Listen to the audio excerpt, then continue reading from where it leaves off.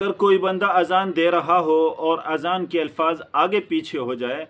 تو کیا اذان مکمل دہرانا چاہیے یا جو الفاظ آگے پیچھے ہوئے ہیں ان کو درست کرنا کافی ہے؟ ایک بندہ اذان دے رہا ہے، اذان دیتے ہوئے کچھ کلمات کو اس نے چھوڑا اور ان سے اگلے کلمات کی ادائیگی کی، تو پھر اس کو اگر فوراً یاد آتا ہے تو جن کلمات کو اس نے چھوڑا ہے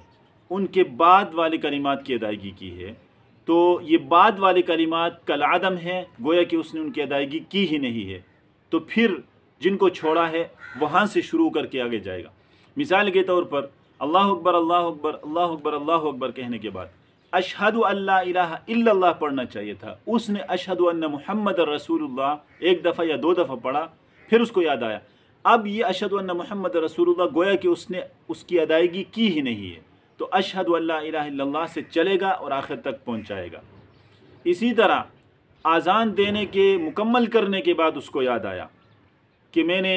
یہ کلمات جو ہے ان کو میں نے چھوڑا ہے، تو اس صورت میں بھی جن کلمات کو چھوڑا ہے تو چھوٹنے کی صورت میں اس کے بعد والے کلمات کالعدم شمار ہوں گے، تو جن کو چھوڑا تھا وہاں سے پھر شروع کر کے آخر تک پہنچائے گا۔ لیکن اذان دینے کے کافی دیر بعد اگر یاد آ جائے تو اس صورت میں اگر نماز کے اندر ٹائم ہے تو اس کو چاہیے کہ مکمل اذان شروع سے اس کی مکمل ادائیگی کریں۔